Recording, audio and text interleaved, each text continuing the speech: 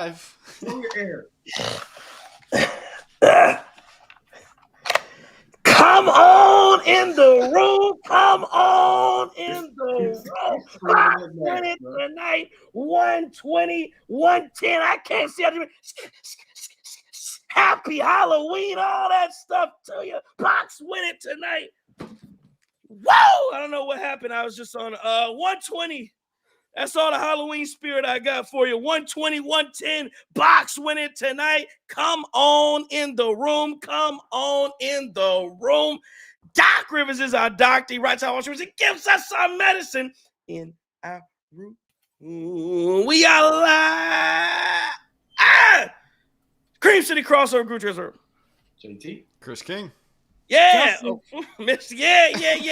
Everybody is in the building doing what we do tonight. How about the Milwaukee Bucks tonight, man?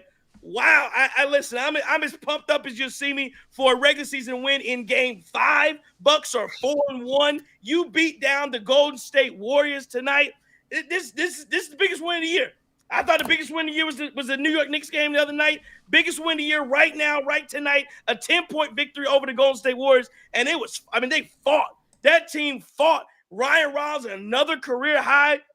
The growth from this guy. Dame Lillard. Dame who? We got Dame at home. You got McDonald's money? We got Dame at home. I know Dame Lillard. Ryan Rollins. Damn Dame Lillard.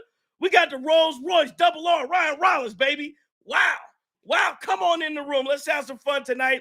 Get at us in the chat, and we'll talk to you in the chat. Hey, when you comment on this stream, hit the like button. If you just saw Ryan Rollins get a career high, hit that like button if you just saw that. 120, 110. Get at us on the Twitter as well. We're live on Twitter. You will take your comments on Twitter. 120, 110. Bucks win it tonight.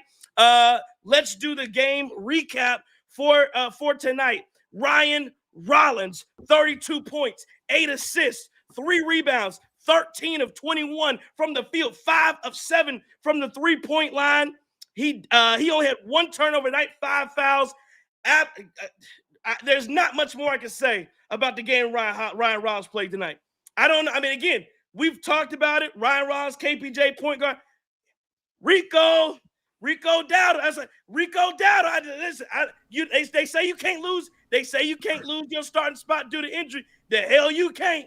Because I'm just saying, listen, and we're going to need everybody. Ryan Rollins is playing some damn good basketball, though. That's all I know. Ryan Rollins playing some damn good basketball. AJ Green, 10 points, 2 rebounds, 3 of 7 from the field, 3 of 7 from 3. I need 10 threes up a game, AJ.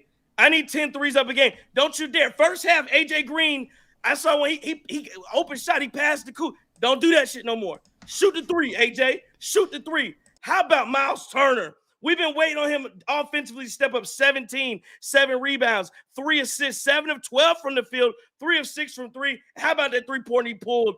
Deep from Sheboygan to knock down a 3 over, I believe it's over Al Horford there, who got a bowl in the middle of his head. But we'll talk about that later too. Kyle Kuzma, 10 points, 8 rebounds, 4 assists, 1 steal, 4 of 10. He did have 4 turnovers, but 8 rebounds, 4 assists, playmaking, hit some timely buckets, hit a big-time 3 as well. Listen, is he going to have his fair share of stupid plays? He will. But I thought overall good job from Kyle Kuzma. Then you can't miscount the defense. I thought especially in the first half and what he did to Jimmy Butler as well in the first. I thought it was a really good job. How about Gary Trent Jr., 13 points, 3 rebounds, 4 steals from him, 4-14. So he was pulling it. Inefficient night, but a big shot late in the game as well for him. Taurean Prince, 10 points. Cole Anthony, 16 points. Again, making his case for 6th man of the year. 3 rebounds, 2 assists, 1 steal, 1 block. Fouls out of the game. But again, Cole Anthony just showing you he can be a bucket and he can average. Like I say, he's already had a game of 23 points. He's had a game of 16 points. I remember we had a couple. I know he had 1 with 4. But if he can average somewhere between that 15 to 18 point range, something like that, he will be right in the thick of things for 6th man of the year. Bobby Porter's 12 points, 5 rebounds, 2 assists. He had a flurry of shots that went in. He was a team high tonight, plus 14 that won the only Bobby Porter's. So a lot of good plays late in the game. Though he had the turnover where he threw the ball away. He ended up with 2 turnovers. But that's okay. I thought Bobby played well. I thought he played well defensively as well. I did think he played well defensively. Amir Coffey didn't score 3 rebounds. A lot of hustle plays I saw from him. I liked it. Gary Harris, happy to be here, big dog. Golden State. Golden State. Steph Curry, 27. Listen, I'm just tell you, when this game started, I just wanted the Bucks to be competitive. I wanted to have a fun game. I wanted us to play hard. But when you have Ryan Rollins outscoring and more efficient than Steph Curry, you got to win that game. With no Giannis, you've got to win that game. So I would have been a little bit upset if the Bucks didn't find a way to win it, just based upon how Ryan Rollins played. Steph Curry, he outplayed Steph Curry, 27, 6 and 4 for Steph, 8 and 19 from the field. Put that D Jimmy on him. Hey, Jimmy Butler, 23, 11 boards for him, 3 assists. He was 7 of 18 from the field. Again, speaking of Kuzma on the defense, again, that was Jimmy Butler shot sub 40%. Post, who hit remember Quentin Post last year, who knocked down threes all over us. Again, we can talk about Myles Turner offensively, play well offensively tonight. We talk about it. There's so much I want to get to tonight. But Quentin Post he was just finding 3-point shots and angles and how to get there. Nothing tonight. Put up 2 shots. That's the difference in having Myles Turner defensively on your team versus having Brook Lopez anchor your team. Draymond Green's an absolute bum, 7.6 assists. He's lost it. He's cooked. Better get off that. Hey, Draymond Green doing we do all this too much talking on the microphone, Draymond. Talk about who's a contender, who's not. I know who ain't. Them sorry-ass Golden State Warriors. Jonathan Kuminga, who the Warriors trying to get rid of, 24, 8 and 4. The bench for Golden State was average. Podzimski, 9 points, 5 rebounds. Moody was terrible. Buddy Hield, 8 points. He was biting the bananas or biting carrots all while them fake teeth he got in. And then Al Horford is as old as they come, trash as they come. I wish nothing but bad things for Al Horford. 3 points, 2 rebounds, 2 assists tonight for Al Horford. And Golden State loses 121-10. I'm fired up, pumped up about tonight. Let me tell you what I saw. I saw, and I'm going to start usually talking about what I saw from Milwaukee.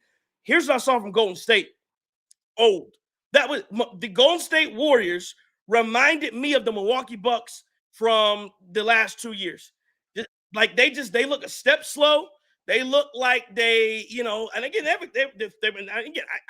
they have come into this game, 3-1, right? 3-1 or whatever it was. So they've been playing well, but they just look slow. They look old. The Bucks look a step faster. They look like they wanted a little bit more. And I'll say this too. But now maybe this was some of the motivation. The Milwaukee Bucks looked like a team that was missing their superstar and knew everybody had to step up because in his absence. The Golden State Warriors are like a team who came into the game thinking it was going to be a rough game and then realized, oh, Giannis is out. We might be able to let up tonight. And the Milwaukee Bucks they came at them. With fierceness, with energy, with everything they had, and it was just a really good night from the Bucks. I thought defensively, guys worked in rhythm and played well. And there were moments where you thought Golden State was going to take over. There was a moment, I believe it was in the third quarter, where it looked like Golden State was going to take the lead back, and then I think Kuzma hit a 3. And then I want to say it was Cole Anthony hit a 3 to put the Bucks back up by 5 or whatever it was. And the Bucks really didn't look back. Doc Rivers, I thought, did a great job mirroring the minutes from Ryan Rollins to Steph Curry. And again, Ryan Rollins just outplayed his counterpart. We'll talk about and a side note later on, we'll talk about Giannis and we'll talk about him being out and what that means. But right now, we got to talk about the guys from my perspective. Let's just talk about the guys that were on the floor. And I thought it was, to me, great night from these guys. They did everything they were supposed to do. And if you're a Milwaukee Bucks fan, because again, I asked this question, it wasn't that long ago, maybe first show, maybe preseason, where I said, what the hell? Because we know Giannis is going to miss games. What are the Bucks going to do? How are they going to score? How are they going to survive if Giannis misses 15 games? Are they going to go 1-14 in the 15 games he misses? Is that how that's going to roll? Because if it does, the Bucks are going to be in some real hot water. Tonight, again, it was one game, but that was a step in the right direction, and you're still missing KPJ. That was part of showing you, hey, this is what this team is capable of. And again, the leap that Ryan Rollins has taken, And at some point, again, you want to see sample sizes and you want to see, hey, how long has this taken? 10, 15 games, whatever. But through 4 games of starting play for Ryan Rollins, again, unless he just falls off a cliff, and this is the flukiest fluke 4 games of all time, Ryan Rollins has not only taken a step, he's taken what Buzz Aldrin say, JT? One small step for that's a giant leap for mankind. Is all I know. What Ryan Rollins done right now. That's what you see. Man, you know what I saw tonight? I saw a team come out and say this is going to be a team win. I got to give Ryan Rollins some credit. We talked about this before the show. Ryan Rollins, it feels like in his last 2 games, I know Chris King talked about how you could tell he's been working with Rondo. He's been mature. You can tell what he worked on in the offseason. But to me, I see a player. I see Ryan Rollins at this point. He's a guy who's trying to put this team on his back. And I'm very impressed with how he's doing it in a litany of different ways, right? Tonight, obviously, we saw him, career high, he's balled, but Ryan Rollins was throwing dimes out there. Ryan Rollins was also the assist man. Hey, come get you a bucket. I got you. I'm going to put you in position. I'm going to set you up. I was impressed with that part of his game, doing it at both ends as well. And, the last 2 games, I think, he was like 71%, some absurdly high number from 3 for the last couple of games. But I like his shot selection. I'm not seeing Ryan Rollins just jack up a bunch of terrible shots, especially from the 3-point line. You're not seeing that happen tonight. I know he hit step back late. And we talk about maturity. Was it necessary? Maybe not. But oh, well. But I'm really impressed with how he stepped up while there's been an opportunity to play with KPJ out. And I don't want to get too overzealous and say we have an embarrassment of riches at the point guard position. But guys, fellas, it looks like we got some dogs. We got some dogs at that point guard position. We got some dogs, yes, sir. If Rondo's the reason for this, he brought his luggage with him. And if it ain't Louis, it damn sure ain't Samsonite. Maybe it's Toomey or something. It ain't the Samsonite. You're not getting that at Costco, brother. No, sir. So I like that. Myles Turner as well. I know we've been all over Myles Turner with how he looked before offensively. And tonight, I know Chris King, is going to have some further analysis on this. But tonight, I thought you stepped up and you did what we needed you to do tonight. You put points on the board. Thank you. Glad to see Myles Turner making threes for the Bucks. Right, we knew that was in there somewhere. Looked good tonight doing that. So way to go, Myles. But in a night where you didn't have Giannis, you needed Myles to have a presence offensively, and he certainly did it. I'm really impressed with the way this team competed tonight. You had 8 guys in double figures tonight. You did. This was a team with everybody chipping in. And for the most part, I think everybody tried to do their part. Very impressive with this. Like Chris said, this was an Unks Fest. So they was out there with the little sandals dudes be wearing when they barbecuing. Mm-hmm. You know what I'm saying? They was out there. You saw a lot of gray in the beard out there on that team. You did. And really, it's a faded glory team. If I'm the Justin, you got some gray in your beard too, bro? I mean, I got a little bit. A whole lot of that shit, big dog. They're calling it salt and pepper now. That's just what I'm like. You know what? And I like the term season, right? Yeah. Season, what you are. You're a seasoned gentleman, right? But man, I'm fired up that the Bucks found a way to win tonight. That they came out and they took it to these words. They weren't scared, and they did show you that youth movement. And what's that word? The ladies like vitality, right? Boy, you can see vitality was palpable tonight with this Bucks team. I love to see it. Chris King, what about you, sir? Let me step in real quick. Super chats, gotta get the super chat real quick. Bucks After Dark says, "Is this what Coke feels like? Ryan Rollins is that man." God, Bucks After Dark. What's that? Absolutely. I don't know. Woo! I'm high. Bucks After Dark says, "We beat Al Horford, Draymond, and Jimmy all in the same night." Again, a lot of Bucks guys that Bucks killers. Al Horford, not as much Draymond. Al Horford and Jimmy for sure. That's a big one. Bucks After Dark, another super chat. We appreciate you in here talking that talk with us tonight. And then we got one more. Boom. One more super chat to get to. Todd Merrill, appreciate the super chat. He says, "Appreciate you guys doing this show." We appreciate you, Todd, for jumping in here, happening with the super chat and talking with us. Todd's in here almost every night. Bucks After Dark's my guy. He's always on Twitter. Appreciate you in here on the Cream City crossover. We'll get back to some more comments and everything else. Back to you, Chris King. Go ahead. Your analysis. Yeah, appreciate you guys. Yeah, when you talk about just the Unk Fest that was out there with the Golden State Warriors, I mean, how good does it feel that we have a big man that can step out on Al Horford and shut him down? Holy shit.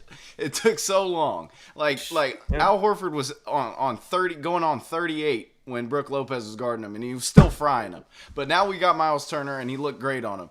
Yeah, Ryan Rollins, this is a lot of people don't remember or didn't think about it tonight, but this is a revenge game for him. This is a Warriors team that kicked him to the curb before the incident that he had with the Target situation. And this is a guy who they took a chance on. They didn't draft him in the second round. They traded for him.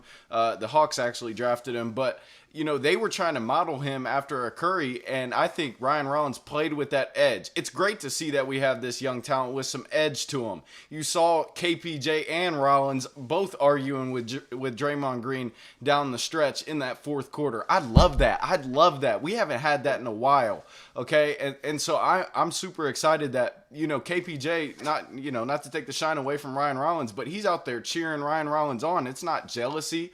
He's rooting for Ryan Rollins to succeed, and Rollins did that tonight. He flashed that he could score at all three levels tonight. He really did his thing, and I love to see it. I love to see the big shot making at the end, but it wasn't just him, right? You still had, guys like AJ Green, Gary Trent Jr. knocking down big shots. Myles Turner, again, that was a shot that was mentioned. That really created some distance. And yeah, you guys are right when you talk about the Warriors' age. Like that's where you give credit to John Horst, okay?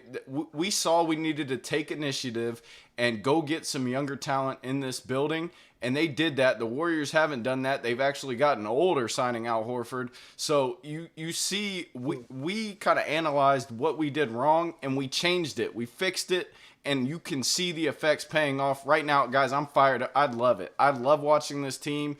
I can go watch the game, explain to people now that aren't really familiar with the Bucks that, hey, this team is different. You're going to have fun watching this team. I have fun watching this squad, and hopefully they keep it going. And, hey, that's 2 wins against really, really good teams so far in a row. One without Giannis. So, and Chris, to your point, I think it's safe to, at this point, the energy around this team is different too. Oh, yeah. Right? The energy around this team, just the vibes. We the vibes team now. Right, we the vibes team. When the last time we really been the vibes team? I think the energy the last couple of years had just been a little bit heavier, a little bit more serious. I think there's between Giannis and Dame. But I think now under this, it's just a different vibe, and I like it. Like it's a different Bucks team. I'm not sure we've really seen a young. When's the last time we seen a Bucks team? JT. It's not vibes. It's aura, bro. It's aura. yeah, we're on the young terms now. Hey, real quick though, I do want to give credit though. Doc Rivers tonight. Rivers, the way that he was making Steph Curry play defense tonight, chasing our shooters around the perimeter, the sets that he's running in the half court. I mean, it's great to see. It's awesome, and I got to give credit to Doc Rivers as well. I missed that. Chris King, I'm saying it right. Aura. Yeah, absolutely. We got aura. Hey, man, I got to check my young boy. That's the only young boy to check me, man. Hey, listen. So the aura for the Bucks is crazy, but the aura for this podcast right now, like by the way, the crib up. We up, though. Everybody finna get up tonight. Hey, so listen, in case y'all ain't know, I'm sitting at the Carolina Hurricanes game. People looking at me like, the hell this dude screaming for? Like, we in a timeout. I'm listening. Shout out to Dave Kane. Dave Kane painted a beautiful picture tonight. It was better than anything I've seen on TV. That just absolutely amazing. Let's get to Myles Turner first, because Myles Turner was a guest on the radio broadcast. And all simple thing he talked about was just his moxie from playing in Indiana. He will not let this team lose, and it doesn't matter who's on the court and who's not. He steps on the floor, and he expects to win. And I love that from him. And then he talked about Rollins' confidence growing over these years from when he played against him. He's an even different player than when the Indiana Pacers and that fraud dude he was talking about on that Thanasis podcast. That's too. Oh, yeah, I know you got it locked in, bro. Yeah, listen, we still up right now. I can't even read my own notes. I'm so excited. I'm driving 100 miles an hour to get here. Lord have mercy, man. Let's not cuss tonight. My daddy going to call me tomorrow morning. Hey, so Doc said he didn't know that 34 was going to be out, and he was kind of scrambling at the end. Thought that Rollins is a tough kid, and he's mentally tough, and he's resilient. And I think you saw a lot of that tonight. He wanted to outpace the Warriors tonight. Well, I almost said the Wizards. We talking about old teams. Chris got me all discombobulated with these Unk stuff. I'm thinking he talking to me. He talking about the damn Warriors. But anyway, Keep attacking those guys, man, and make them tired. I think we did a good job of that. Everyone on this team contributed tonight. He had to tell Ryan Rollins to kind of chill out a little bit in that back and forth exchange with Steph, where he kind of fouled him a little bit. But, I love the competitive spirit for Rollins. This is me. This is not Doc. The team didn't blink. He just walked in the locker room. He said, Kuz, you're at the 4. And he told the assistant coaches, just go with the game plan. Let's not worry about, and it's not a shade to Giannis, but we're going to have games where we're going to hoop without Giannis. There are a lot of people talking about we didn't have a 2 and all that. Shout out to Colin Cowherd and the rest of them dudes, man. We don't need a 2. We got a 3, 4, 5, 6, 7. Keep counting. Sorry. We're deep enough as we are, and then you missing a Giannis and you're missing a KPJ. We got 5 more guys that step up to play basketball tonight. Rollins did a great job hitting that 3 after Steph made that big-time 3. But not only that, Rollins played amazing defense against Steph Curry tonight. He did. And it talks a lot about just his moxie and his fortitude, the fact that he's guarded Brunson and Curry. And, yeah, they got their numbers, but they had to work for every point they got. Shout out to Jimmy Butler with the flops, too. Thought Myles was absolutely ready to go. Just great basketball tonight. And the thing about Myles Turner, when he left these games, he wasn't satisfied. They said he put in extra work after hours. And then went back to Rollins again, said he can guard anybody in the NBA. 100% agree with that. And the key is not letting Steph get in his rhythm. If you looked at the first quarter and a half, Steph didn't even get a 3 off. And the ones that he got were super contested. So, and then he talked about Myles' leadership in the huddle. And this is the last point. Just talked about how guys were talking and all this other stuff. Myles said, hey, shut up. Let's hoop. And that's the difference. And this is me talking now. We got nothing else from Doc. That's the difference that Myles is bringing to this team. I don't think it's they're going to talk about, because that's what the media has to do for us. It has to be the Indiana. No, this isn't the Indiana way. This is the Myles Turner's way. And this dude steps on the basketball court and he expects to win. And I love it. Because you know what? If I got the guru out there, if I got JT and Chris King, we step out there, you go get 4 golfers, we beating you. That's how we walking on there. If we walk on a football field, we beating you. We walk on a baseball field, we beating you. And these legs, these summer guns, they pushing. And I race any one of y'all dudes in the chat right now. What's up? There we go. There we go. I got one question. Like, you sure them Carolina Panther fans weren't looking at you for different reasons than you cheering on your phone, bro? Nah, man, I know Hurricanes fans, man. We out there with Trey Crosby. I'm just saying. Hey, it's a night, man. It's a night, JT. JT, I might. Hey, what you used to run to school? The 200, 400. Which I might have to spot you a little bit tonight, bro. I'm so up tonight, man. 100, 200, 4x1. You might be too fast for me, but what's your line? Go ahead, Trey. I can get him around the straightaway in my day. JT is fast now. I'll tell you that, man. I know he is. He fast. I saw him playing intramural football, flag football with us back in the day. Back in Turkey coming up too. I'll tell you about that story one day. Sean Brown, that ball was on the throne. I'll tell you about JT on the football field one day. We'll do that. I'll say that for the look around. You might need old girl with the headsets on. Tell you how to maybe she'll change the color. That might stick. They call you Uncle Justin.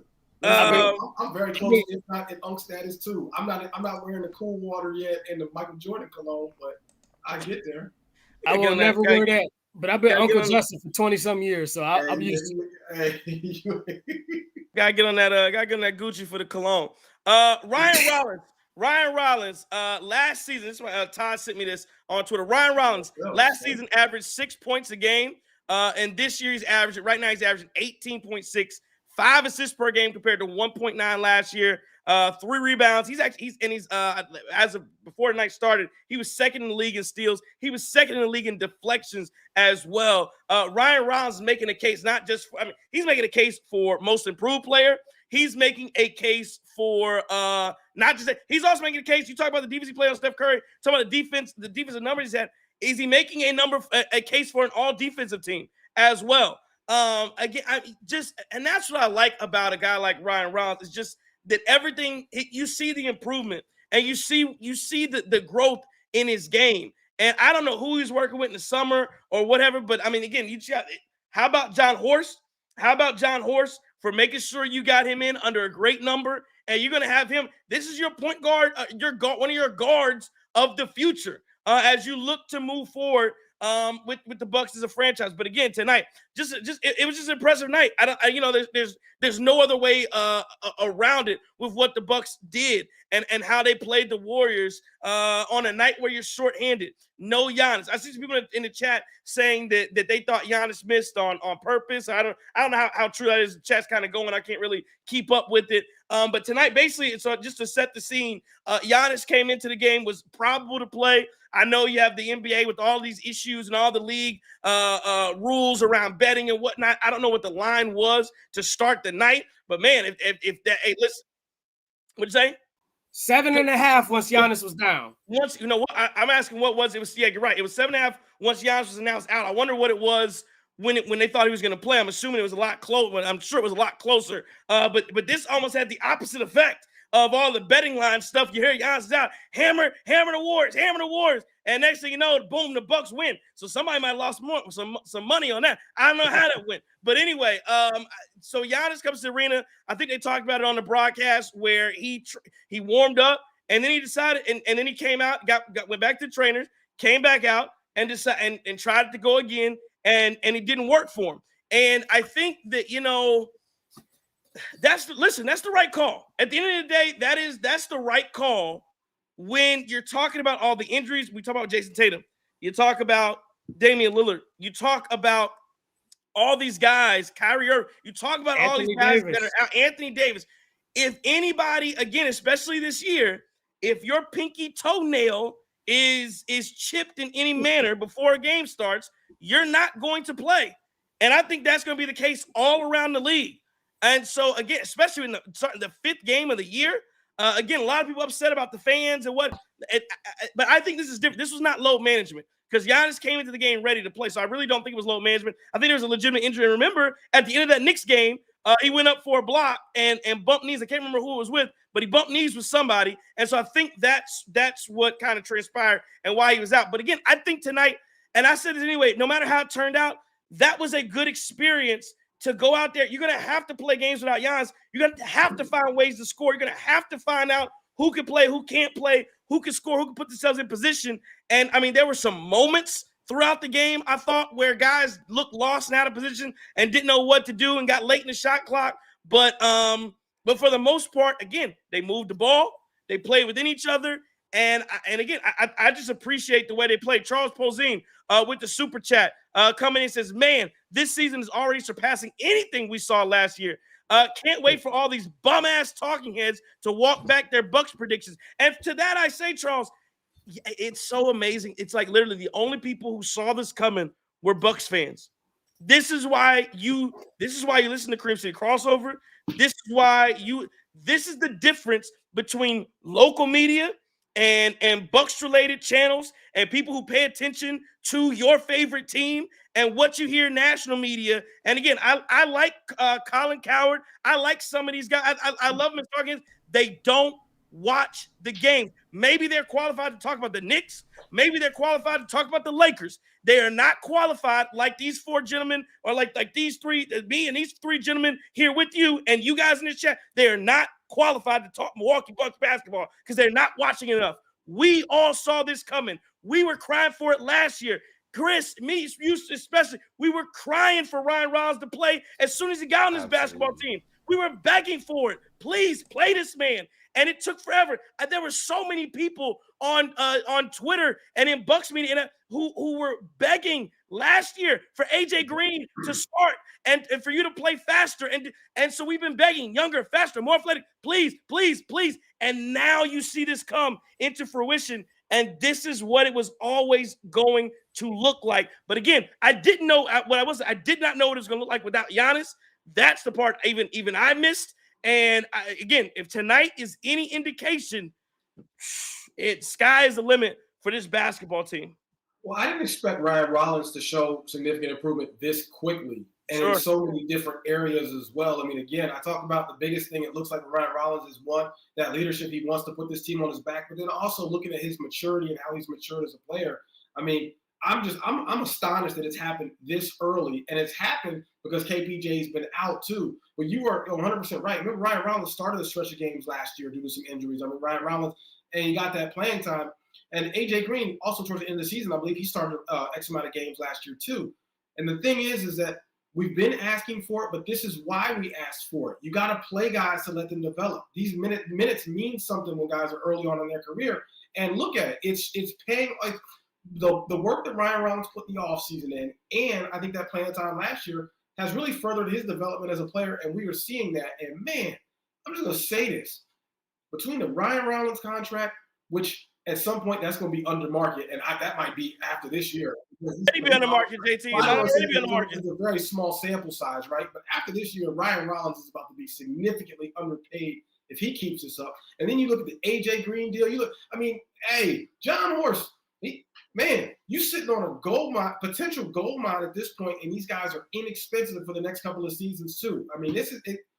I'm really also glad that Doc Rivers has leaned into the youth. Remember, he traditionally did not do that. He just, for whatever reason, was a little slow to play the young guys. And last year, we kind of unlocked that. And this year, he's really leaning into it. And I'm here for it.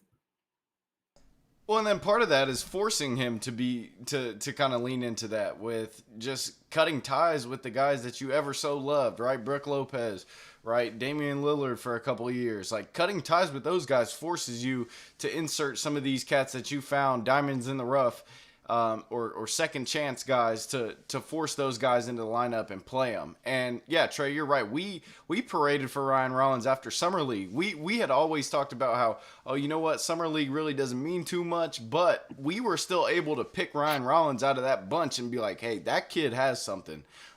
Whether it be, through Marjon Beauchamp, Chris Livingston, even Andre Jackson Jr., like those guys, we still found Ryan Rollins to be a little bit ahead of those three or those four when you factor in Tyler Smith, AJ Johnson. So I'm happy that this has come to fruition, and I don't want Bucks fans to lose sight of like, okay, if we're still asking for KPJ to come back and play well, that it's not that we have anything against Ryan Rollins. You look 2 years ago, 1 year ago, we were parading for Ryan Rollins to get in that lineup. But we're going to, again, like Trey says all the time, we're going to need them both. We're going to need them both. And so I'm excited that this team has options there. And a guy who goes for 25 and then 32 back-to-back nights, that's showing the level of consistency that gets us to maybe change our minds on that. To maybe say, okay, you know what, we'll concede. Ryan Rollins, but that's not to lose sight of, we love Ryan Rollins as the young guy that can come in and play good ball for us at the point guard spot. So I'm loving it. I'm loving the fact that we're able to make this change to the roster and go young and athletic and extend the title window. We talked about that title window closing. Hey man, if Giannis sticks around, this might be open. This might be fully open. Let me stop you real quick, JT. I'll get you back in there. William Moran, want to recognize the super chat here. William Moran, super chat, talking about Ryan Rollins. Appreciate the super chat. He says, a star is born. Love this team. No doubt about it. And again, it's early, but are we talking about a star being born? I don't know. It is early, but Ryan Rollins certainly the last couple of games played like a star, especially tonight. I mean, again, you could argue he was the best player on the I'm not going to argue. He was the best player on the floor, both in a game that featured Steph Curry, Jimmy Butler, Draymond Green, and a host of guys, and Myles Turner. Ryan Rollins, best player on the floor. Sorry about that. Go ahead, JT.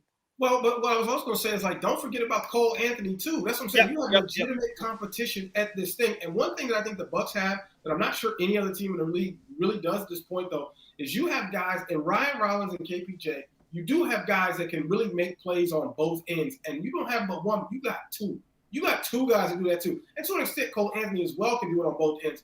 But the fact that we got 3 point guards that are legit ballers that literally, if somebody's hurt, I'm almost to the point where, look, if one of them dudes, I'm not even worried about, because you just have so much depth at that position, and that is going to pay. I think that's going to pay dividends, especially when you get to, you get to the dog days. You get 40 games in, you get 30 games in. Guys going to need rest. Guys got a bad back, whatever injury folks have. It takes a little bit of pressure off you when you're like, man, we got 3 horses that can go. Like we're not even really worried about it like that. So, man, I am thrilled. I am excited about this team. I hope they keep gelling. And guys, they're only going to get better during the season. Like, let's just be honest. They're only going to get better during the season. 15 games in, they're going to be better than they are 5 games in. And I'm assuming 30 games in, they're going to be better than they are 15 as well. But go ahead, Justin. Sorry. Now, the other thing that we're forgetting is, and JT, you talked about the depth was absolutely spot on. But remember, now you got 3 guards who are playing with a chip on their shoulder. Because you had 2 dudes the whole offseason who we had that crushing defeat to the Indianapolis Pacers. Tyrese Halliburton danced all over our souls and our graves. And 2 of those dudes saw it firsthand. And then you got a dude named, JT, you brought him up, Cole Anthony, right? Who was just discarded like you're trash. And now he has something to prove. So I just think it's amazing.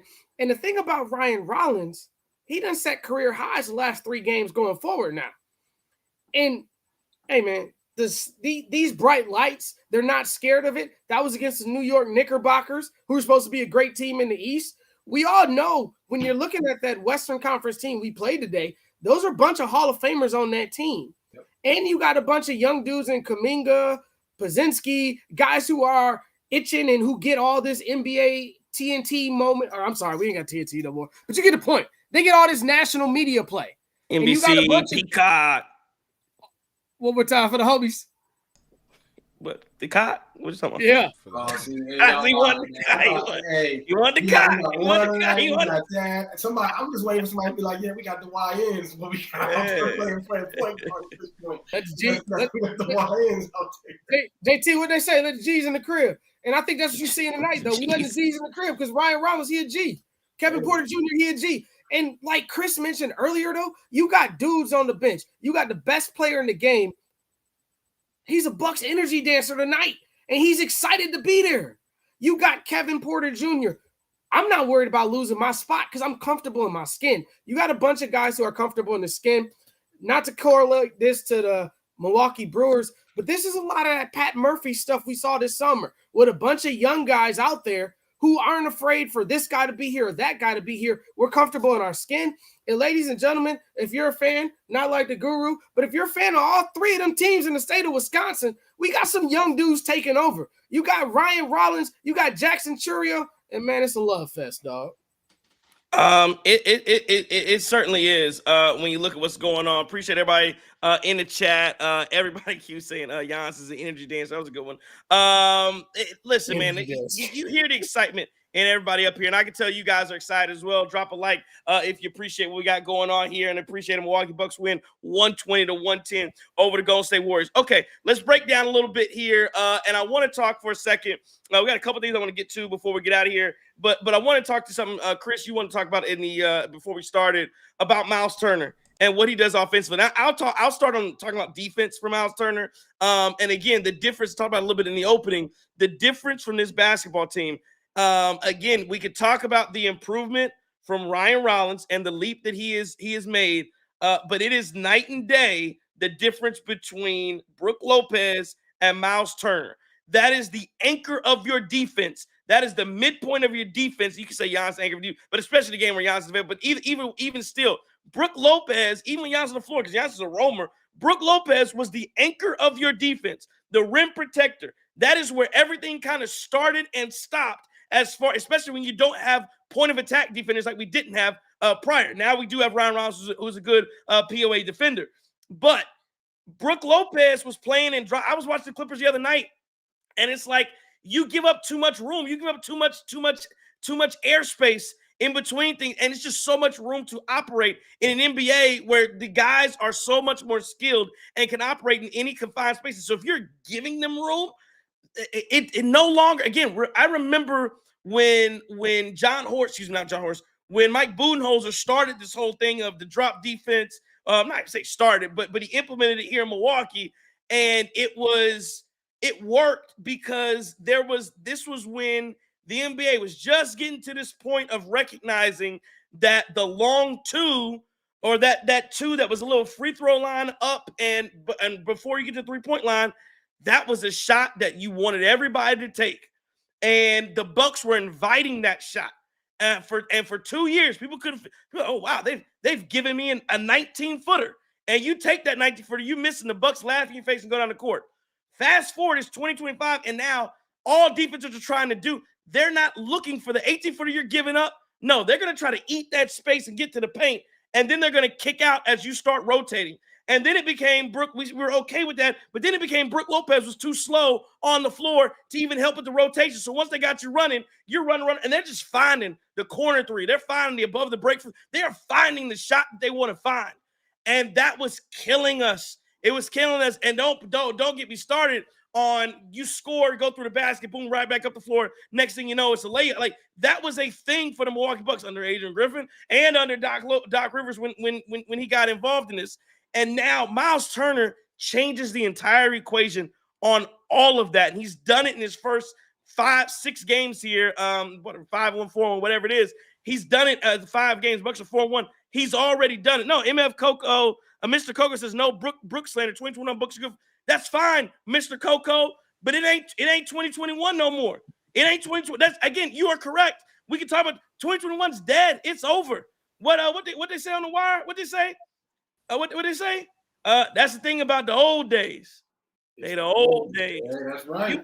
We're beyond. It's 2025, and you have to find a way to play defense in a different manner that makes sense. And Myles, and you have to be much quicker. And Golden State try to do. You got to be able to defend 1 through 5 and not have any let up. And that's the difference that Myles Turner has brought to this basketball team. And then offensively, and I'll let you get to it, Chris. But Myles Turner, we've been trying to find where he can fit in and what he can do.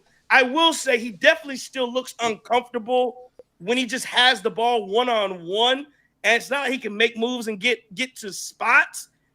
What you're relying on so far is him hitting the three, him hitting the open shot. Now, what I will say is, and again, this is a difference, that pump fake, if he hits a three, he can still space you out just like a Brook Lopez, but the pump and then he can get to the middle and get to a 17-footer or whatever, or even make a good pass. Those are things that he has. And he's just a little bit quicker than Brook Lopez. But again, we got to work on some of that and figuring it out. But Chris, I think you had a point that you want, that still things that you want to see. Again, tonight a little different because people aren't in the lineup and it was maybe a little bit free, a little more free flowing. But what was the point you wanted to make about Myles Turner offensively? Yeah, I think so. I mean, it's good to see him get his game off a little bit right tonight. Like, that has been a conversation for us on these past 4 post-game shows about, okay, Myles Turner hasn't really got it going. We see the defensive impact, but the offense hasn't been there. And I wonder tonight, and this would be a question to all 3 of you guys and then the chat as well, like, what does it look like, though? We see him get a little comfortable without Giannis in the lineup. What does it look like when Giannis is back in that lineup? Because we see him being able to get offensive rebounds, putbacks, pick and roll stuff, scoring inside along with the 3. But how do we make that comfortable for him when Giannis is the one getting downhill, getting into the paint, scoring around the rim? How do we make Myles Turner feel comfortable as possible when Giannis gets inserted back in that lineup? I think like the other night, not to cut you, JT, but I think like the other night, what we talked about is staggering Myles minutes and getting him some minutes with Giannis off the court as well to kind of get him in his comfortability. But the one thing that Giannis is going to do is he's going to demand that double team. And I think that's where Myles can cut off the ball and get to the basket. Like we got that foul. Who's crying about that foul the other night? Mikal Bridges. You just got to get stuff like that. And I think, like what Doc said earlier, I think a lot of those shots from Myles are going to start to drop. And look, to what was it, Mr. Coco, you said, Trey?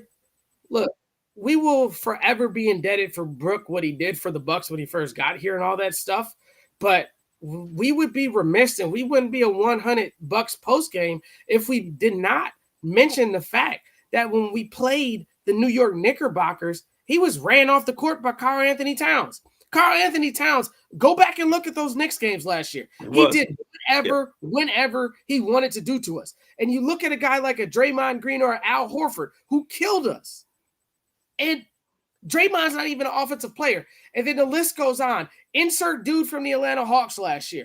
And this isn't a shot at Brook, but I just feel like he got long in the tooth. And that's okay. Look, I'm 43 on Monday. I'm not about to be out there trying to check Chris King going to the bucket on me. He got 20 years on me. He's scoring it. I'm going to go to the corner where I belong. And Brook was great at that, but there were a lot of times where I think Brook's confidence in his range got in our way. Myles, he doesn't even have to score the ball, and the impact on the team is so great. And monumental. Bunch of guards who will score the ball if Myles doesn't. Hey, the defensive end is tremendous. The rebounding is tremendous. And, hey, man, we up, dog. I don't know what y'all doing. We up.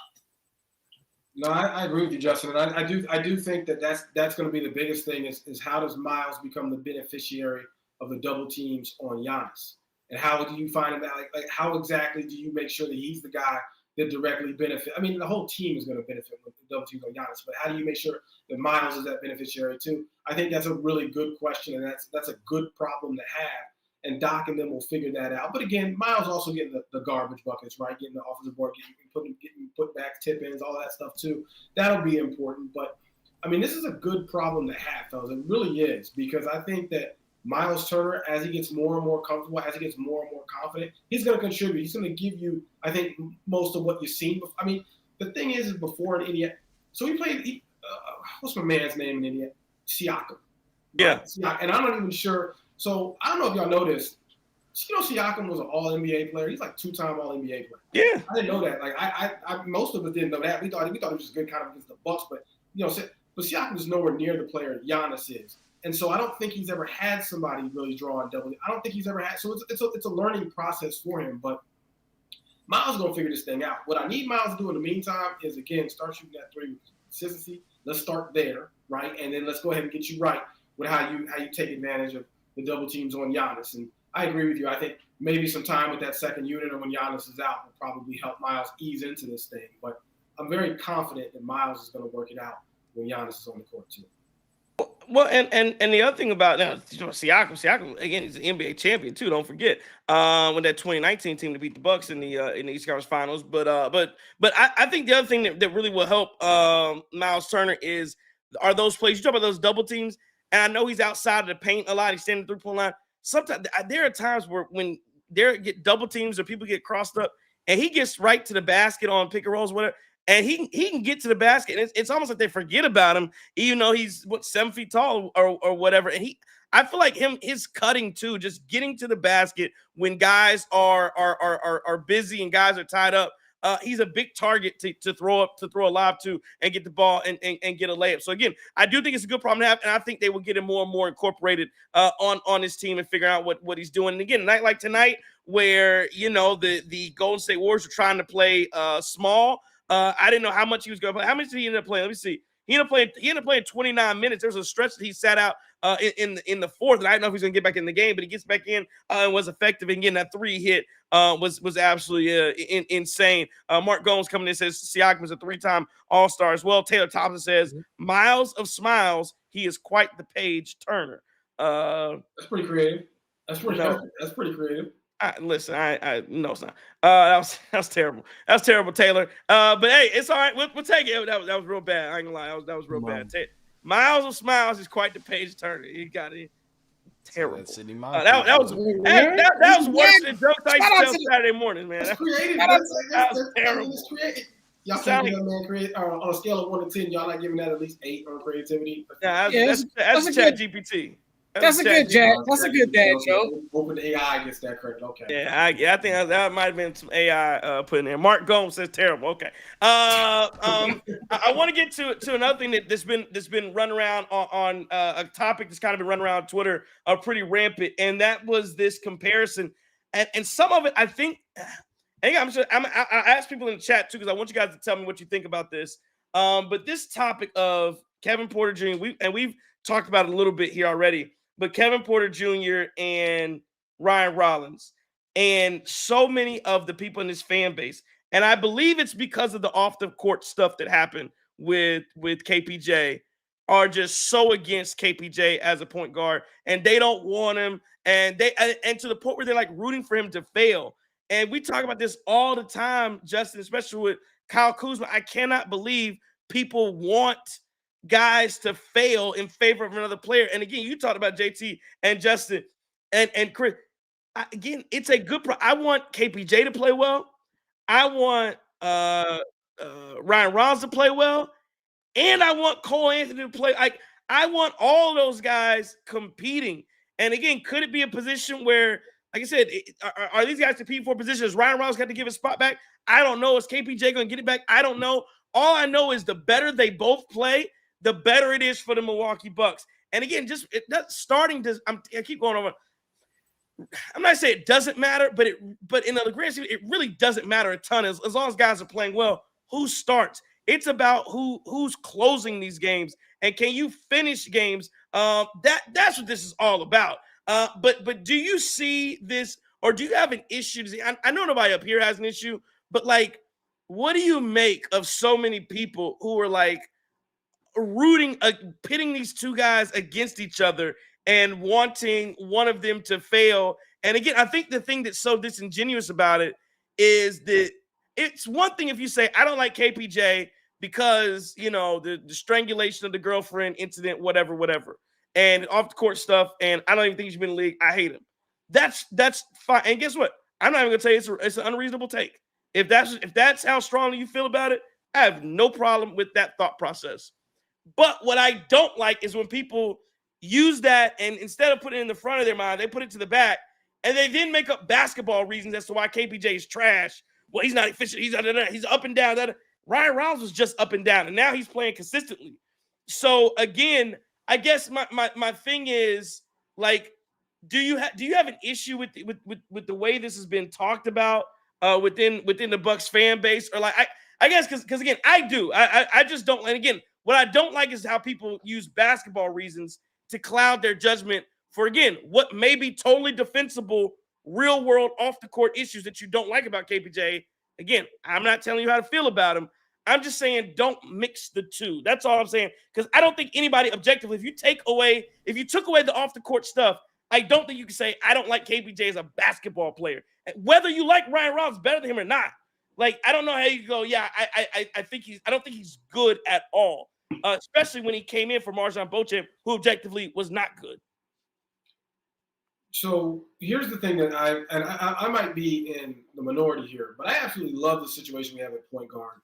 And the reason being is because you have legitimate competition for the position. And as a Bucks fan, when's the last time you can really think that we've had competition for that point guard position, like legitimate competition for that point guard position? And right now, until we find the guy or the established guy, you got guys. I mean, KPJ, he's going to bring it when he comes back. But you got guys out there battling, and they showing it every night. And they're bringing it at this point. I mean, again, small sample size, but they're going to bring it every night until you find that guy. You get that rhythm, and then there's some sort of established pecking order, if there's ever one established. But I'd love to see the competition at that position, and I think all of us should, because competition does and should always bring out the best in folks. And it is a great thing to see. Now, this argument of Ryan Rollins versus KPJ, both of them have some off-the-court incidents that were a bit strange. For the Ryan Rollins incident, were the charges dropped or the charges dismissed? Was it a diversion program? I'm not really sure. We can run through the analysis. Oh, my KPJ? Yeah, or KPJ. I'm sorry. Were the charges dropped for? No, they were not dropped. He pled to something lesser. That's what it was. Okay, so all right, so he pled guilty or whatever that was to a lesser charge. Correct. What was egregious, but again, didn't the shorty say it wasn't true? She did. So she recanted everything, and then but he pled down to a lesser charge. I don't remember exactly what he pled down to, but yeah, she tried to go back, basically recant everything. The issue with her recanting probably would have worked. The issue is I think they did have some kind of evidence about. Well, it was bad, right? It was, yes. There are what you call bad and damaging facts, and you can't spin those, and that's what came out about that, right? Yes. Having said that, it was the LA Clippers and the NBA that determined that KPJ was back in the league, could get employed. Right? It was the NBA. Somebody else had determined that he was eligible to return to continue to play basketball in the NBA. The Bucks traded for him, right? So let's get this straight here. It's not like the Bucks took him, or the Bucks are the team that brought him back into the league and talking all this about. No, that should have been dead when the LA Clippers brought him back into the league, because somebody determined, hey, he's eligible to play basketball. He's good enough to be here. This is no longer an issue. So I just don't think. Yes, there are some fact patterns that are so terrible that you almost never forgive people for. I understand that. But on the same note, in this, there seems to be a little bit of like the way this thing played out, there's a little bit of doubt. I think there's a degree of doubt as to exactly what happened here. But again, the Clippers brought this man back into the league. The Clippers had this man on there for a season. So, like I just don't believe in giving the Bucks all this heat for bringing KPJ in the building when the Clippers brought him back in the league. I think the situation is kind of done now. And again, a couple years ago, what's that man? What's Buddy's name that was acting a fool that we brought in for like 3 weeks?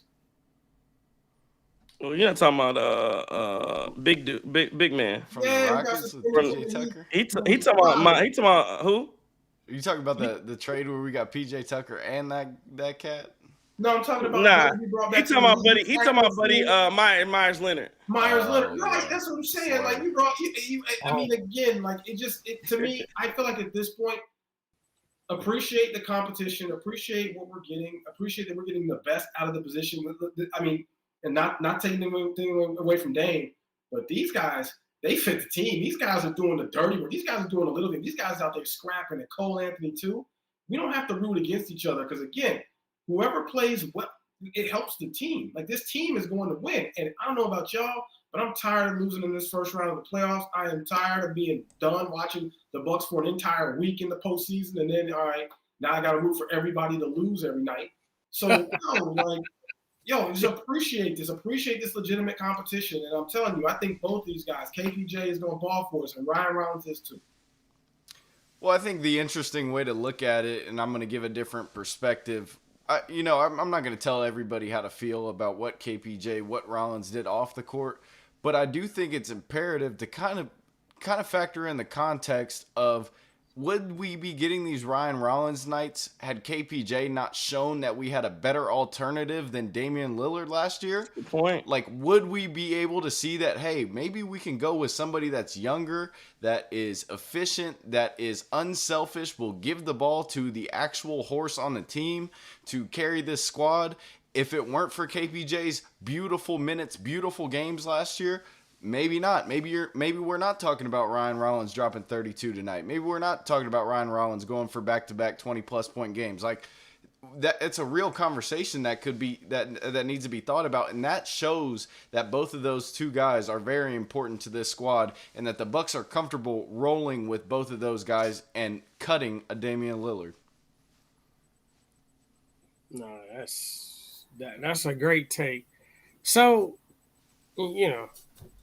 they cracked on me about being old in the chat. That's all right. I embrace all 43 of these joints. But what I'm going to tell you in these 42, and about 90% of these 42, have I made mistakes?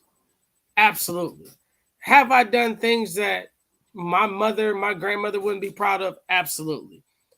Do I have my daughter comments in our chat a lot? Do I have 3 daughters?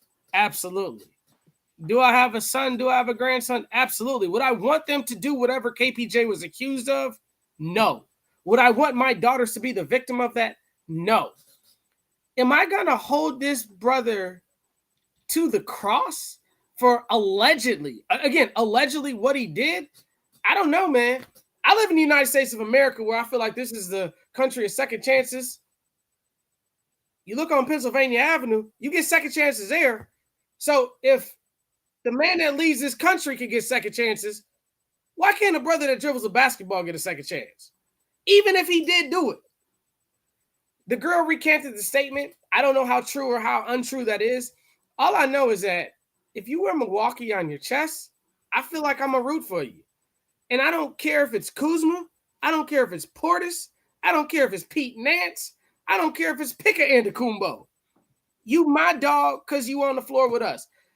And what we got to stop doing in this fan base, in this Twitter world, in this social media world, is looking at all these guys that are under a magnifying glass and not acting like what we have in our own situation isn't just as bad, or if we haven't made mistakes too. So all I'm saying is have a little bit of grace for this dude. Clearly he's going through some type of rehab, and I think he has the right coach to help him out with that. Now, Doc Rivers, I think that's a great point you make about Doc Rivers being a guy. Because again, it's one thing if you don't like Doc Rivers, what he does on the as a coach or what have you. As a leader of men, I think Doc Rivers is one of the best that there is in the business that's out there. So for this team, again, listen, man, it seems like Doc Rivers is hitting the right buttons at the right time. And again, somebody in the chat mentioned, I can't remember, they talked about how John Horst, because JT, you were talking about he's playing the young guys, finally using the youth. John Horst took them old boys away from him and said, "This is what I'm leaving you with. Now you can play. You have, this is your assortment of pieces you have to roll with.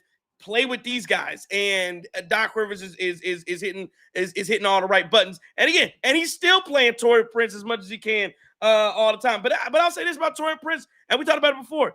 Taurean Prince, 82-game guy, maybe not a 16-game guy, but you need 82-game guys too. And I thought Taurean Prince played well throughout the season in doing some of the things that we needed him to do. Iron Man Clan TV says, "Sorry, I'm glad KPJ is here. I wanted the Bucks to pick him up before the Clippers." Jerry Bailey says, "See, I'm not gonna go. She lied on him. Okay, I'm not gonna do all y'all. Okay, y'all do a lot in the comments. But yeah, man. I'll just say this.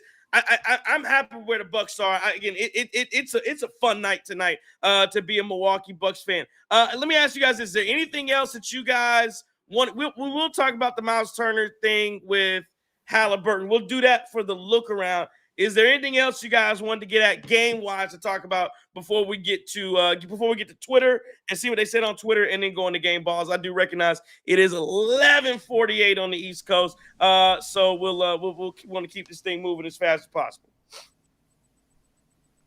Yeah, the last thing I'll say, and this will be quick, is just when we talk about Myles' impact defensively, I don't want that to overshadow what Kuzma's doing as well. That's a good point. Like, you're bringing him in lineups with Bobby at the 4, Kuzma's defending the 5, and now we've had a small sample size, and Kuz played against an undersized, kind of slow, old Warriors team. But, like, this is giving the Bucks some options to play guys in spurts, rather than, just giving them second unit minutes. So I'm enjoying the emergence of Kyle Kuzma's defense and really looking like he's fitting in on the defensive side of the ball.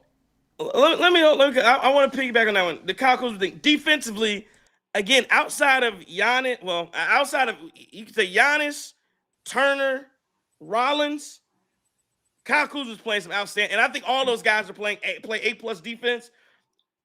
Kyle Kuzma's right there after those guys as far as defensively. And then offensively, I'll say this about Kyle Kuzma. Again, you talk about the dumb plays, he has a couple of them. But Kyle Kuzma has bought in. We talked about it before. He's bought into Doc Rivers. He's bought into his role. And I think the thing I would say about Kyle Kuzma is selflessness. You're in a position where I'm not gonna say he's been out of the league, but that $20 million you're making every year, that's probably the most you're gonna make at this point. And I don't think that he'll ever see a $20 million contract again, as far as per year. But if you want to stay in the league, you want to stay on a roster, you want to stay relevant in this league, you find a way to buy in and do what the team and you put the team above yourself. Because I think in Washington, it got to a point where, hell, we just showing up every night, rolling the ball out. And again, it's crazy. He was put up 20 a night, wasn't he? When he put up almost 20 a night in Washington. So I don't know how the hell he's finding a way to score out there, but he was finding a way to score. He looks sometimes like he doesn't know what he's doing. But now, I mean, you see him and he almost hesitates.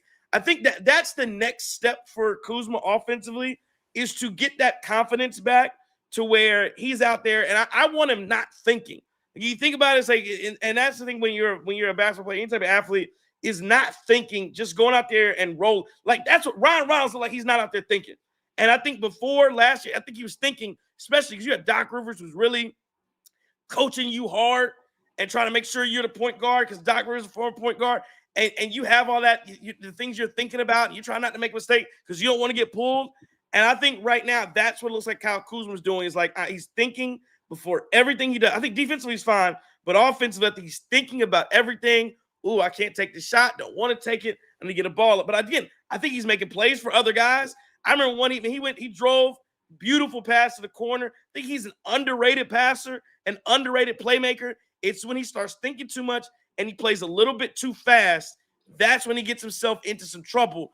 I mean, but that's the next step in his game to get himself right to being a double-digit scorer every night again is less than, because, yeah, I mean, he gets to the basket. He somehow has an uncanny knack to draw fouls as he's getting to the basket. I mean, again, he's 6'9", whatever. So, again, I think he's playing some really solid basketball. And to your point, Chris, I just want to make sure that I put that in there too. As far as I like what he has provided, it's solid. It is serviceable. And I think difference between him and I think Amir Coffey's playing solid too. But I think the difference is Kyle Kuzma can handle the ball a little bit more and can do a little bit more with it as far as facilitating for some other guys. So, but yeah, anything else on the rest of the guys? And we also got to recognize how he got to the Washington Wizards. So, right, like he didn't get there. They didn't send him to Washington because he was a bad basketball player. They sent him there because LeBron wanted Russell Westbrook in Los Angeles. Because during that bubble championship, he made quite a bit of basketball plays that helped aid that team to a championship. And I think that's the Kuzma we need. And Trey, you're absolutely right. And Chris, you're spot on as well. This dude can hoop. And that's what I've been saying all last year when the masses on Twitter wanted to just, and shout out to the homie said we need to get the jersey back up. We probably do need to get the jersey back up. But I feel like that kind of defeats the purposes now because he's not struggling anymore. And the whole point about that jersey was he's here, he's us. But Kuz can hoop. And I feel like we talked about with these guards growing, Kuz is going to grow too. And hey, man, you remember, Chris, I know you're the college basketball guru. You remember that dude at Utah? He was a monster. Do we need him to be the best player on the floor? No. But if he shows what he showed tonight, a little bit more offense, hey, watch out, NBA. They're not going to have a choice but to accept us, or they're going to hate us like they've been doing. But Joseph, both of you guys make a really good point. Kuzma's cut down on that reckless. This is what we said this last year. Kuzma has a tendency to get reckless on the offensive side of the basket. It just happens from time to time. It happened tonight. It happens every game. Yeah, there's just some reckless plays coming from Kyle Kuzma. I don't quite get it. I do, but it's inevitable, right? But cutting down on that, the only problem is what Trey was talking about. You see him kind of thinking through. You keep him trying to be a smarter basketball player. Do you cap the playmaking ability a little bit, right? Do you cap some plays that he could maybe make if he was playing a little bit faster, a little more comfortable? Yes, right? But again, cutting down on the reckless basketball would be nice, but I think he's just a player where you are going to have a couple plays a game where he's a bit reckless, which I think you can live with a couple plays. What you can't have is a stretch where you're like, man, what were these last 4 possessions? What is happening here? Like, you can't have a stretch. But I think cutting it down to 1 or 2 reckless plays, getting him into a group where he's comfortable doing what he can, thinking through when he should, being an athlete when he should, we'll be okay. And let's give a little bit of praise to opening up the offense for Bobby Portis. Okay, Bobby Portis played well tonight. We're not going to spend too much time on it probably because he's been a little rough to start the season, but he got it back on track, made a big run. I think it was the second quarter. And so I got to give Bobby his props for at least, making shots and not being too much of a black hole, making sure that if he's taking one and done shots, they're going in. And so you appreciate that for sure. Well, I think what helped Bobby out tonight was he played a team that was slow and old, slow and older than him, and they couldn't really take advantage of his slow foot self a bit sometimes defensively. So I think that definitely helped. Last point I want to make on this game is at what point are we gonna? At what point does Draymond Green get teched up? How do you let him, again, this is a side point. Like, how many times you get to, it's like, because he does it, he's like the bad kid in class who, everybody else just gets in trouble at a normal amount, but he's so bad and so disruptive that the teachers let so much more go before they admonish him. And it's like, dog, this dude is acting a fool. You tech people up for any and everything. And I mean, every second he's saying something to the officials. He's starting stuff with it never fails. And it's like, well, you gotta let Draymond be Draymond. Again, it's a small point, but I just don't understand. Again, one of the guys who, if he's not on your team, you hate him. If he's on your team, you probably love him. But man, Draymond, I just don't understand why the officials just let him do whatever he wants to do. I really don't get it. that's an interesting observation because there are the Jordan rules for Draymond. Things just don't apply to him that seem to apply to everybody else, and it's absolutely absurd. I'm so glad you said that. Which, by the way, hey man, we didn't get a whole lot of calls tonight. When you look at the foul and free throw 5 games in a row, JT. Yeah, man. Hey, bro. I don't know what this is, but like I mean, the free throw disparity tonight. I think the Warriors had double the amount of free throws that we did attempts. It was just unbelievable. But yeah. I'm waiting for you to say that because it just seems to me like every time you watch, Draymond's doing something. He's doing something, and you know I don't understand why the league. I know they've stepped in on Draymond before, but like I don't get it, especially this early in the season. Man, get that man a foul, check that man up. He's tripping. Like you can't. I don't understand why they continue to let this fly. Plus, his production is waning, so it's really getting kind of. I mean. Right now, I mean, he is kind of turned into the old man. He really is kind of turned into the old man, just screaming into the wind all the time. Let's not forget, he got that. Oh, right. Sorry. He don't get off my lawn in an apartment. Yeah. I mean, I think you guys hit it on the head. I think he talks so much though in the media, and you wonder if part of that has to do with he has the platform to go on and put these refs on blast and stuff like that. But I just don't know why these refs are allowing it and like allowing him to be in on their conferences when they're going and talking to the officials in a huddle. Like it's some of that stuff that just, it bugs me. And he's not even that good anymore. Like it's bad. Yeah. I don't like him. Well, and I mean, I think the thing we got to realize is we've had Giannis get technical fouls for pumping himself up. Right. And looking at the Thanasis in the crowd. And this dude delayed the basketball game by 30 seconds. And let's not forget, Draymond, the toughest guy, and he's this and he's that. He got that homie thrown out the game that said that we're going to give you a pass in Milwaukee. And that whole thing was just a correlation on you swung on one of our Milwaukee dudes and you knocked him out. It is what it is. Look, man, hey, man, you got to hoop at some point, man. And Draymond can't do that no more. So, come on over here to my couch, your couch. I got a spot for you right here, homie. Sit here and watch it. Because his podcast is great. He talks about a lot of stuff. He brings a lot of stuff up. Hey, man, but just your play on the court isn't amounting to it. I saw one of the homies in the chat, and you said that we have anything else on the game. I think there was a point brought up earlier about Gary Harris getting in the game before Andre Jackson Jr., and what do we think about that as well?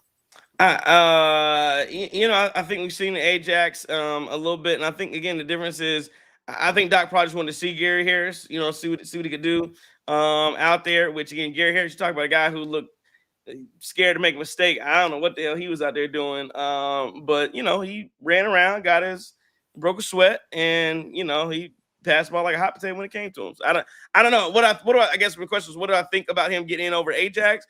And Listen, I think Andre Jackson Jr. I've said it before. We said last year. He has hit his peak on this team. He has hit his peak on this team. He is probably never going to develop offensively. He's going to be a defensive guy.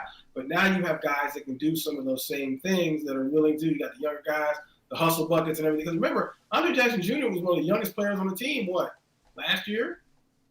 Mm-hmm. If not the. Yeah, I think it's gonna be his last year. If he makes it past the deadline, it's another one who again maybe somebody sees some value in him. I don't know. Hey, appreciate your services, sir. We appreciate your services. Make sure you grab something on the way out, right? Like I don't see a spot for Andre Jackson Jr. in this rotation unless there's significant injuries, multiple. Trey, what's the Twitter handle? Cream City Crossover. Nah. The Twitter handle now is on your T's Q's. We gotta work on the handle. So if you're an Ajax fan in the group, we got an autograph picture for you. We don't give a damn who you are, what you like about it. Send that shit to Trey. We'll get you that picture. Yeah, if you want said he don't want it. If you want the Ajax, so there's people in chat. If you want the Ajax autograph picture, which again we saw some people who got the City Moncrief books shouting us out. Appreciate you just for getting that.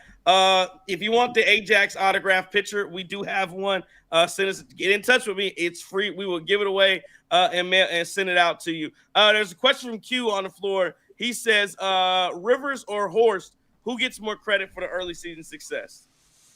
Who you guys giving to? Rivers or Horst? And then I promise we'll get to Twitter and Game Ball and get up out of here. I'm gonna go both. I mean, Horst brought the pieces in. Can't do that. You got to pick one. You got to go both. No. So Horst Rivers. I can't pick. Straddling fit. I'll go first. I'll give it to John Horst. I'll give John Horst the most credit. Just due to, again, I think Doc Rivers is pushing the right buttons, but I think John Horst did what needed to be done this offseason. And again, some of it is what you can't always, you don't, what it was you can't always get what you want, you get what you need. Getting rid of Chris Middleton was what the fan base needed.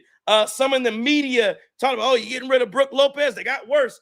Getting rid of Brook Lopez was what was needed. Damian Lillard, and I don't know how much Doc Rivers had to do with it.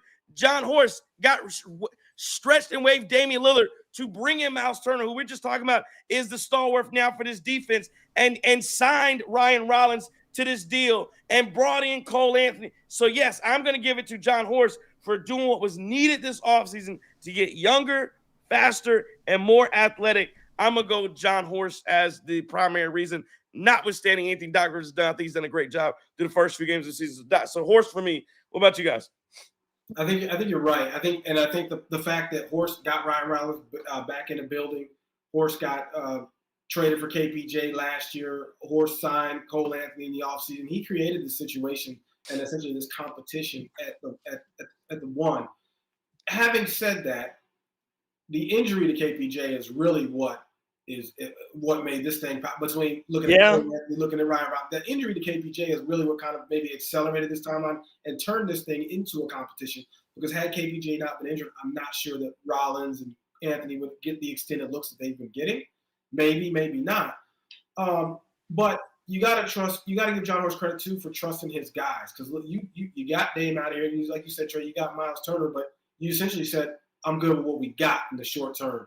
I'm good with what we have in the short term. And you brought Cole Anthony into that mix as well for a very inexpensive contract. So he deserves that. But one thing that I do think Doc deserves some credit for is letting these guys compete.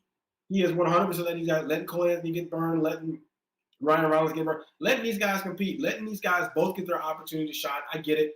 KPJ's hurt. He's out. So there are some extended minutes there. But with the lineups that he's been going with and Doc Rivers just letting these guys get out there and do what they do, I'll give him credit for that because it's the same guy. We was jumping all over Glenn for playing the old guys because Glenn was a 30 and up guy. He was only playing guys 30 and up a couple years ago. Well, and although I think Doc has done some really good things with this ball club so far, I think also just another point, everything that you guys said is right and correct. But I think also cutting the loose fat off of the end of the roster was huge because now you're thinking about not only just the guys that you signed, brand new players to the team, getting Myles Turner, getting Cole Anthony, cutting Dame. It's also, okay, we allowed for space for 82-game players like Trey always says. We allowed Taurean Prince to get another crack at this with another second season as a Buck. We allowed Amir Coffey to come in and give us real NBA minutes outside of, what else would we have had? We would have had Tyler, what's his last name? Tyler something. He got cut. Hardly knew him. Yeah, hardly knew him. And then Chris Livingston. Like, we cut those two guys to be able to get a guy like Amir Coffey who can at least play respectable minutes for this squad. And I think that also deserves some credit in itself. So I'll go Horst with that question. I guess y'all gonna make me pick. And all y'all jokers gonna pick Horst. So I gotta pick the opposite. So I'm gonna pick Rivers. But here's why I'm gonna pick Rivers. First of all, everything y'all said about Horst is absolutely correct. But I think that Rivers does a good job of all those pieces in play, not pushing the wrong button. He's not, when we're all calling for, well, y'all all calling for in the chat, calling for Bobby to sit down. He ain't calling for Jericho Sims to come in the game and play too many minutes and get exposed. That's true. He's not playing Gary Harris too many minutes. He's not playing this guy too many minutes. So I think it's a collective effort. And I mean, obviously, this is why I would go 50-50. But if I have to lean more, I'm going to lean to Horst to Rivers, Lord have mercy. Because he's the one pushing the buttons that are putting the guys in a position to win. And I mean, Cole Anthony has this opportunity. But when we got Amir Coffey, there were a lot of people talking about Smith or Livingston should get the role in front of him. And I feel like a lot of that was Doc saying, no, Coffey was my guy from the Coffey Clippers. was Doc's guy. It's a good point. So I think there's a point for Doc too, but I don't think that you are. No, I feel like this is a situation where if you're left or you're right, you're not wrong. Yeah, no, I can get down with that because I think the other thing I give Doc Rivers a lot of credit for is he has. Yeah, man, I was so sick last year watching dribble handoffs. That used to piss me off so much about this offense. And it definitely has changed. And then the way they're playing defense now, again, but some of that is because you're playing more point of attack defenders and you have Myles Turner. So your personnel changes, your defense looks much better. You see how some of that goes. So good stuff all the way around. All right, let's go to Twitter, see what Twitter's saying real quick. @_Sleeza says Bucks about to have the sneakiest best backcourt in the league once KPJ is back. This season is so lit, man. @Chief_Maka says Chief Machiavelli says the Bucks are better when you have defenders that can actually move. @Tommy Y says we got our new star player, bruh. I'm here for it. The Bucks are back, and when KPJ comes back, the league is shaking. J Phil in Texas says at the end of the game is why KPJ is the point guard. Ain't nobody gonna try and double team him. He'll blow by everybody. AJ Green going to the bench unit. He just can't guard anybody. We'll do another show. We'll talk about AJ Green because the defense has been interesting. I think he's plays good defense, but he just doesn't get whether it's benefit of calls, out of position. I don't know. There's something interesting about him, but he does hit some clutch threes and knock him down. @Ellis is ready. He says, I'm in heaven right now. Great win, great effing win. RR is getting better game by game. Porque no gooey says this team is working as designed. 3 guards is going to periodically run into size problems, but the Milwaukee Bucks have the framework for success. A tweak or two in season, but good stuff overall, and it's way more fun. Let's do a couple more here. @920 reps says insane game. Rollins is an all-star. Kuzma needs to be less selfish on offense, but he's been low-key pretty good besides that. Turner finally wasn't ass on offense. Sunk345 says Ryan Rollins, MIP, most improved player. MKE Bucks 11 says not saying it'll happen, but the odds of Rollins being a star someday is 9-0. He sent that and said that he sent that back on. He tweeted me that back on January 15th of 2025, and so he tweeted that back and said, And so now he's saying that Rollins is a star. And we'll do one more here. @Giannis_great says big time win. I think we're one trade away from being a legit contender. Maybe trade Kuzma or Bobby.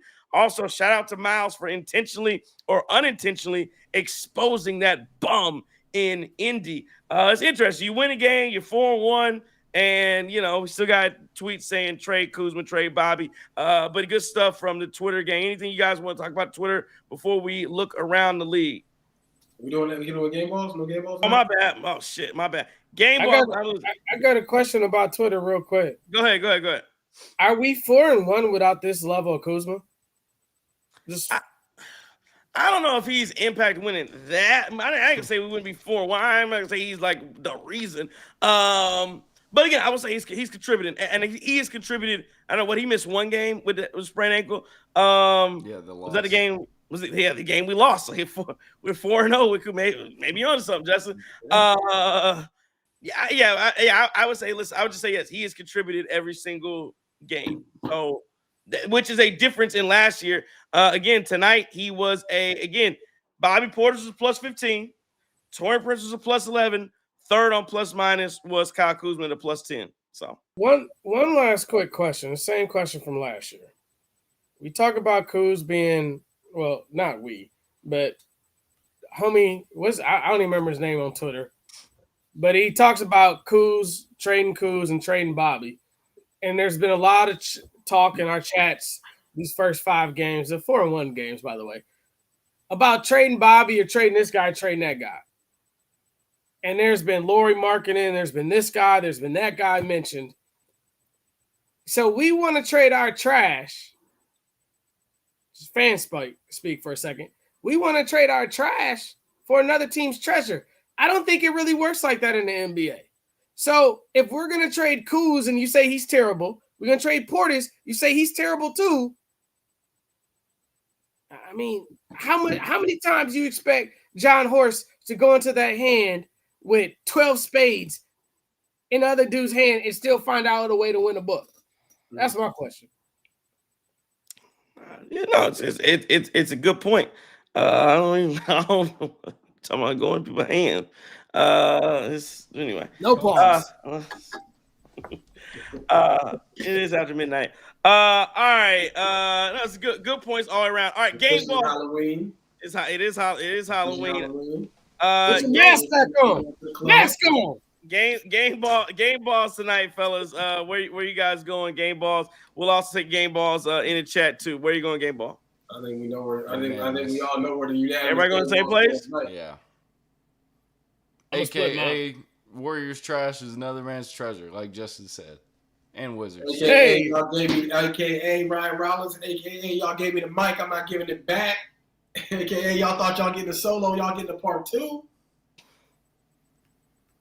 I split mine. AKA I might start brushing my hair backwards because I can. Okay. All right, game target jokes. AKA who needs a lineup? At that. I got a 50-50 joint if that's okay with y'all. My other half was Rollins, so y'all got the AKs out of the way. But I got to go the other half of that joint to Doc and the coaching staff. And I think the coaching staff had these gentlemen ready to play tonight.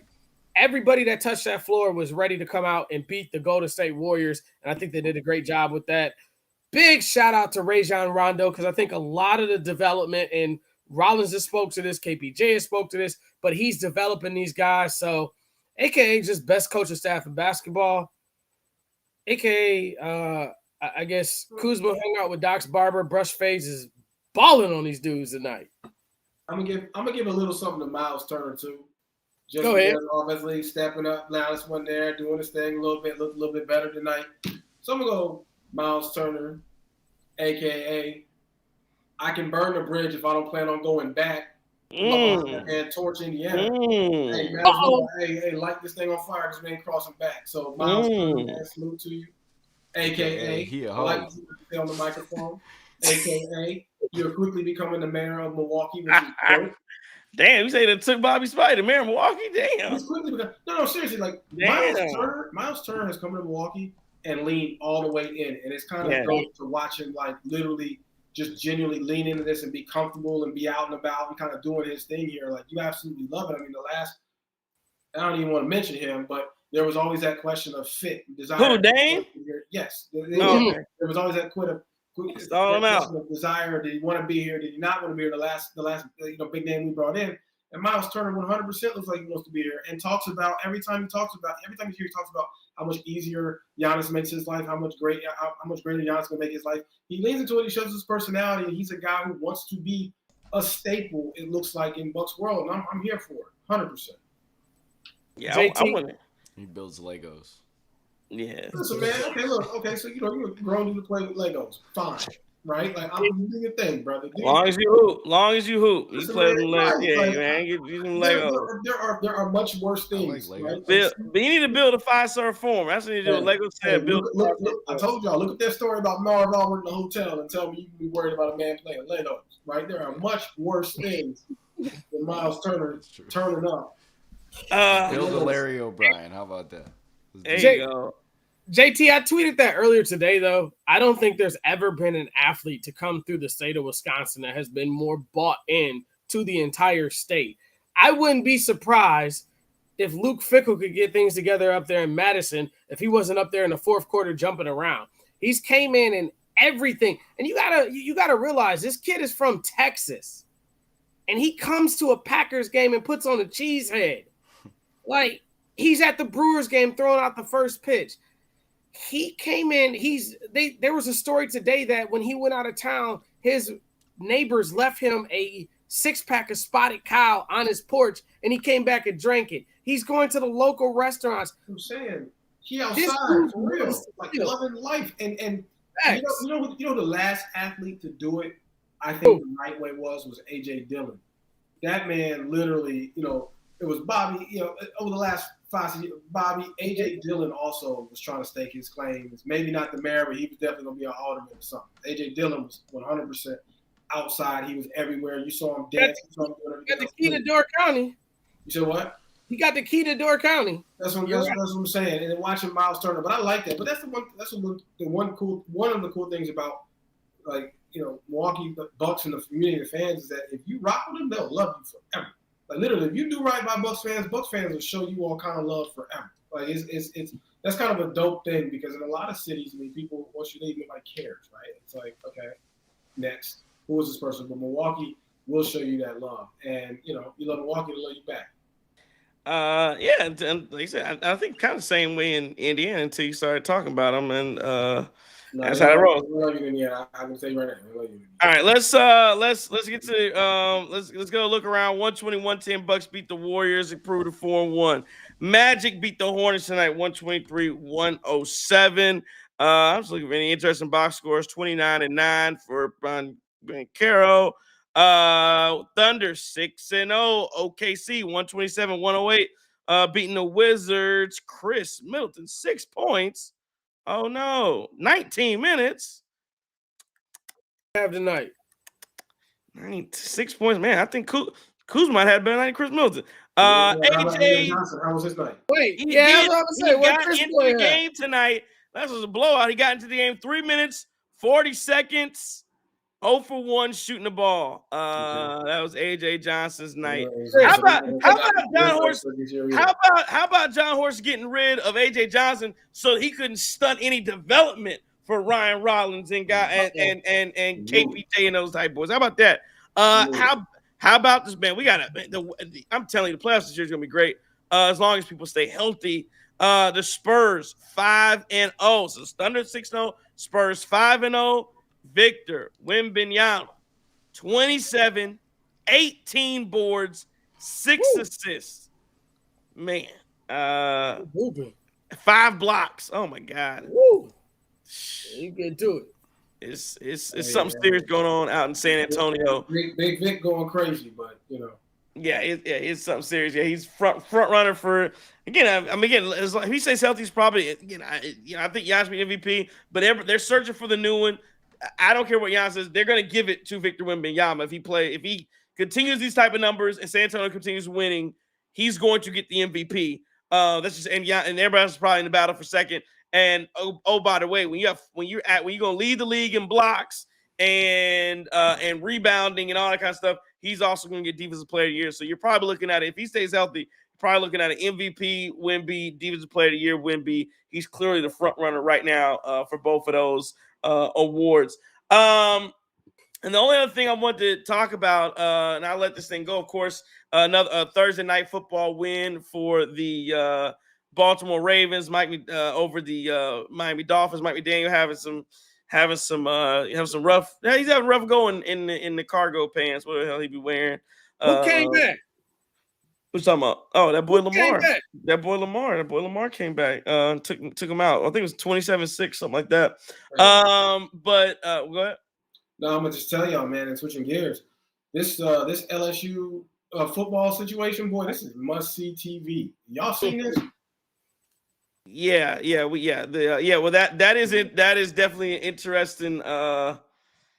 Could Wisconsin could that happen in Wisconsin where the governor just steps in and is like, yo, this AD, we're done. We're saddled with this contract and all this dead money doesn't make any sense. Oh, by the way, this AD did the same thing at Texas A&M with Jimbo Fisher. Hey, get this man up out of here. He is not going to decide the next football coach.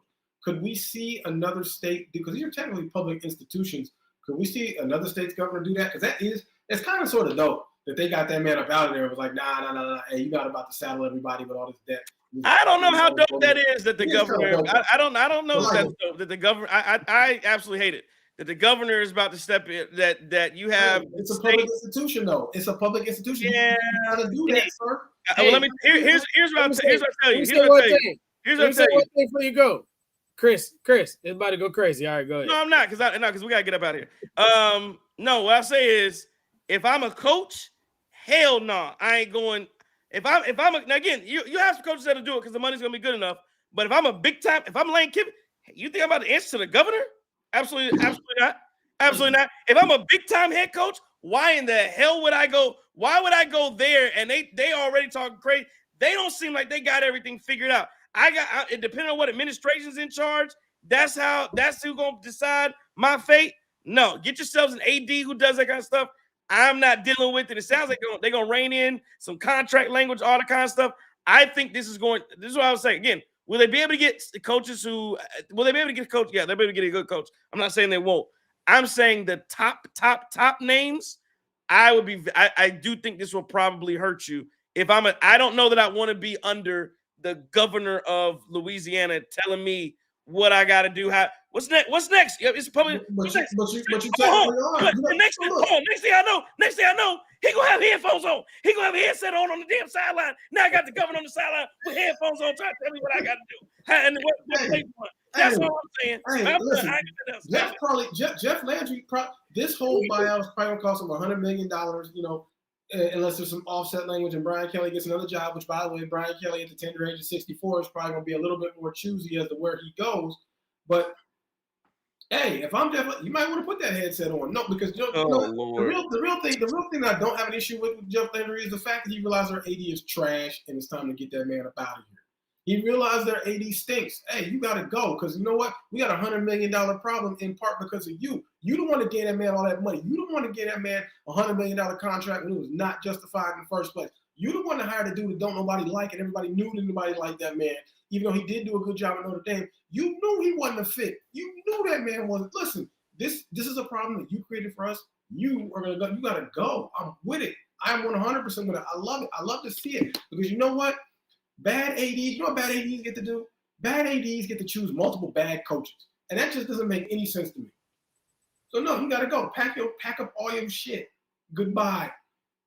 Now, go ahead. Having said that, I sure hope Jeff Landry knows what the hell he's doing. Because I don't know. That's the thing is like you got to know what you're doing. But I would love it. You know, look, man. I'm gonna say this now, and I'm sorry, but Luke's got to go. Luke Fickell stinks. Absolutely stinks. There's no hope. There's no hope. I'm just telling you guys, Wisconsin fans, be honest. You have no hope. None. When's the last time they scored? Did they score a point last week? They scored last week. We covered too, bro. Y'all covered last week. Good. You guys stink. Absolutely sick. Wisconsin is up there with them. Honestly, I think UCLA may be better than Wisconsin, and that's crazy because they are one of the worst teams in college football. And the fact that we are seeing this, the fact that we're seeing this poor quality Wisconsin football that none of us have probably seen in our lifetime. Oh my God, he's got it. You could have held that to next week, man. God damn. I wonder. Well, because we got to keep rolling. I did want to ask you guys about the Myles Turner. The Myles Turner comments with on the analysis podcast where what'd you say, Justin? I had go ahead. We'll do Myles Turner. I have no question after Myles. Well, I was just saying I just want to get your thoughts on Myles Turner. He said they asked him. I'm trying to remember. They asked him about Tyrese Halliburton, and he basically called Tyrese Halliburton a fake tough guy. And was say, hey, he talks a lot of trash. We know he ain't gonna do nothing, but yeah, like I said, called him a fake tough guy. And I guess, I just want to know there are a lot of Indiana folks, a lot of folks are Pacer fans who are highly upset, not only about Myles Turner, but about some of the things he said as he's gone. And then the other thing Myles Turner talked about was the fact that he said there were a lot of promises that were made to him about, coming back. And then, those promises, were not, they didn't follow through on them, obviously, because the deal, he didn't get the deal he was going to get in the Bucks, and the Bucks were able to swoop in and get him. So just wanted to get your thoughts on how, again, this is a teammate talking about Tyrese Halliburton here. And again, that sets up, because again, Monday night, you got Bucks Pacers. That's going to be interesting to see how that plays out. And I wonder, I'm assuming he's going to get a video tribute, but I think he's going to get booed pretty heartily out in Indiana on Monday night. I think he put his fork in his video tribute. I don't think he's going to get that. You don't think I feel so? like Myles just told everybody what we already knew about this dude. Like, he's goofy. I'm excited at what Myles said. I'm glad he said it because you needed someone on the inside basically to expose this dude, man. Hey, I'm going to tell you how excited I am. You know me, Trey. I get in trouble, man. I got an Andrew Jackson Jr. joining the closet. I got a Kevin Porter Jr. joining the closet. I got a Kuz joining the closet. So I got that Myles Turner on the way. That's what I'm telling you. There you go. As soon as it hit, I was like, man, I need that, bro. Like, Myles he took it on for the city. All that. I don't even know what's the area code in Indianapolis, JT? 317. Huh? 317. Yeah, you the only one knew that, John. Man, I was born in Indianapolis. I know you was. Them mugs ain't get ready. For like 6 months and then move to DC. I heard y'all ain't even had the Circle City Classic against a bunch of damn PWIs in that joint now, man. Ain't nobody paying attention to y'all. What I'm saying, man. If it ain't Indiana Jones, we don't care about it. And what'd you say, Trey? Get that woman on the sidelines. Tyrese and that woman on the same. Hey, easy. Y'all better leave Carly alone. Put his WWE ass on the sideline with her, bro. We're not doing this. Leave Carly alone. Leave Carly alone. She bringing the energy. That's what I'm talking about. We don't respect Carly. We only respect Cardi. You know what though is, I'm not surprised that Myles Turner has a lot to say. This is an organization I do think you should do right by your players. That man spent 10 years in Indiana. You know how many years he was on the trade block? At least like 7. Yeah. Trying him out of there. Trade block for 6 to 7 years. So they already told you we like you, but we don't love you. And then, one, to put somebody on the trade block consistently like that for 6 to 7 years, that's embarrassing. They should be ashamed of themselves. Now, why he thought he would believe this franchise or anything after they kind of showed him how they felt about it, I don't really know. But his comments on Tyrese, I think, were interesting because you're right. It's a perspective of a teammate, and he said he talked like that because he knows he's protected, right? He talks like something along the lines like he talks like that because he knows he's protected. He knows ain't nobody gonna touch him too. But honestly, guys, that's a lot of NBA players, right? That's a lot of NBA players who acting that way because Myles Turner, if you see on the street, you're not gonna do that. Well, no, of course he's not, and most of these guys aren't. But that doesn't surprise me at all. That you're gonna be that dude yelling at people because you got a crowd of people to protect you, so you ain't actually gonna really have to get down with it. Unless your dad get in Giannis' face. Yeah, and in all fairness to Myles as well, like this was kind of brought upon him to talk about and elaborate on by the Thanalysis podcast anyway. Like if you watch the full clip, it's like, say 3 good things about Halliburton and then they start talking about why people hate him if he's on the opposite team, but they like him if he's playing for their team, and then that's when he said that stuff. So just all fairness to him, I get why he said it. And then also, yeah, like Justin said, he's reinforcing the things that we already know about Halliburton, right? Like you got James Johnson on the bench and you hear all these horror stories about James Johnson, how he can fight, whatever. So, and you knew he was going to talk his stuff and there would be no repercussions. So, yeah, I guess the repercussions now are, like Todd says, no NBA players outside of Siakam. Everybody's hurt on that roster. We might beat them by 80. Yeah, well, it'll be a back-to-back for us. So I wonder if Giannis plays. We'll see how that works. But like I said, it looks like we don't need Giannis necessarily to beat quality opponents. Anybody else? Anything else you want to get to before we? I got a quick question because you're seeing all these G League dudes reclass and go back to the league and stuff like that, and especially our college basketball guru Chris King.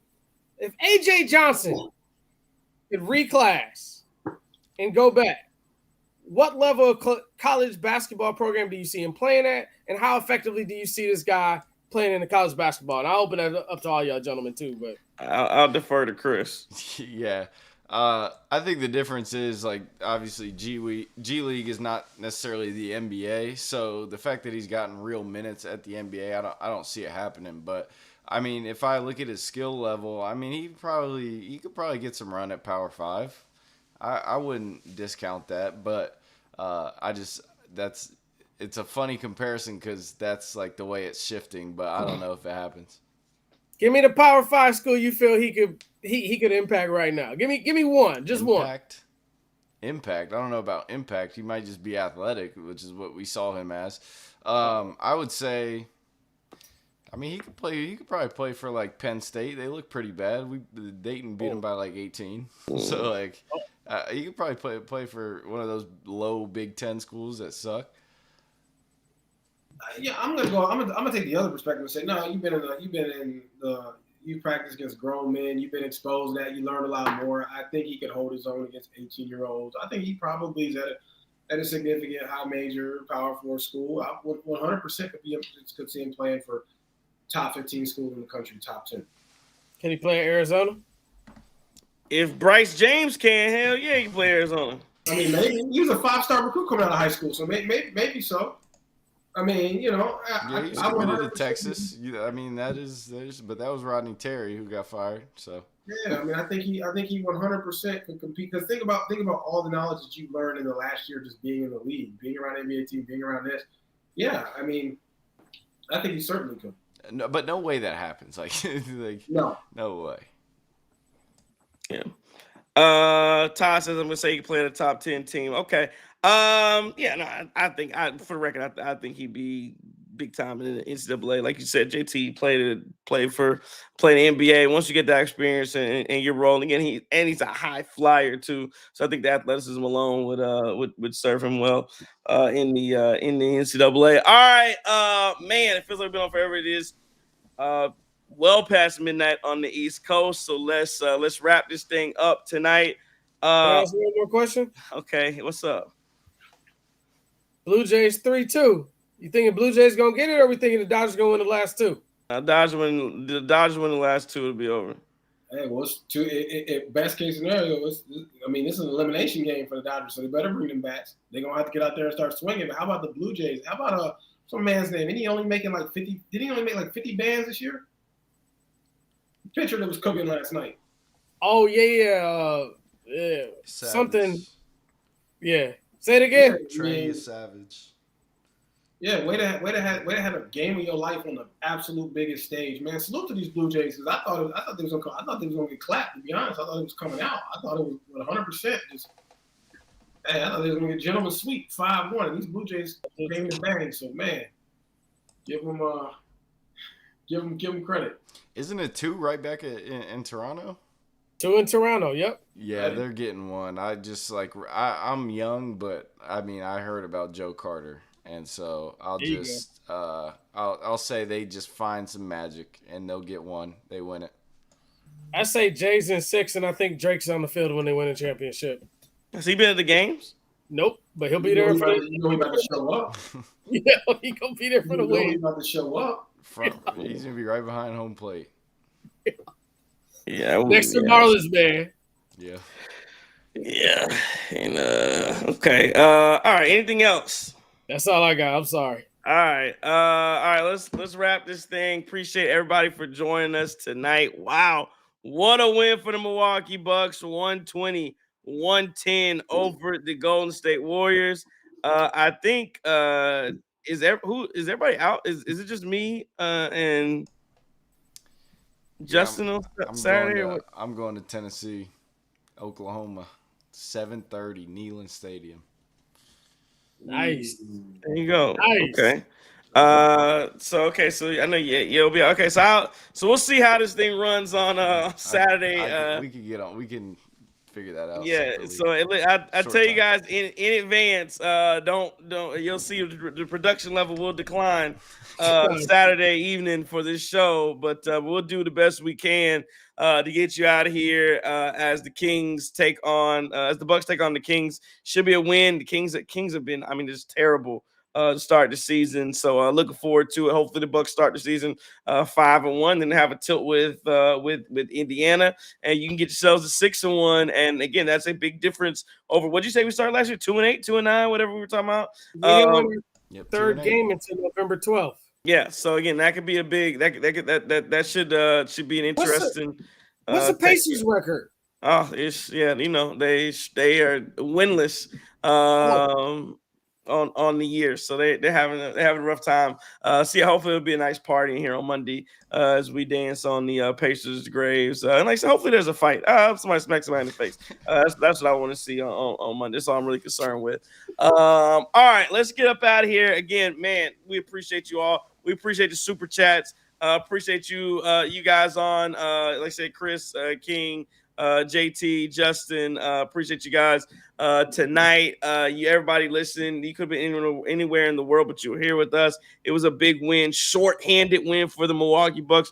We had so much to talk. We didn't even get to really the Giannis injury like I wanted to, but again, hopefully it's not a long-term thing. Hopefully he's back on Saturday. If he's not back on Saturday, we'll definitely have something to talk about related to the injury. But again, appreciate the super chats. Appreciate you guys coming in. Hit that like button. Hit the like button on the way in. If you didn't hit the like button on the way out, if you're happy about a Milwaukee Bucks win 120-110 over the Golden State Warriors, starting this thing off 4-1. Listen, man, tell a friend about the Cream City crossover. It is the best Milwaukee Bucks post-game show in all of the land live. That's how we do it. We'll see you guys Saturday. This has been a Cream City Media Group production. This has been a Cream City Media Group production. I think that's what I said then. I don't even know. It's too late. Okay, it is. From the Guru, Trey Crosby there. JT. Chris King. Justin. Will Lindquist, we appreciate you as well. If I am an enemy, it's only because I dare to tell you the truth. Don't take no Wood Nichols.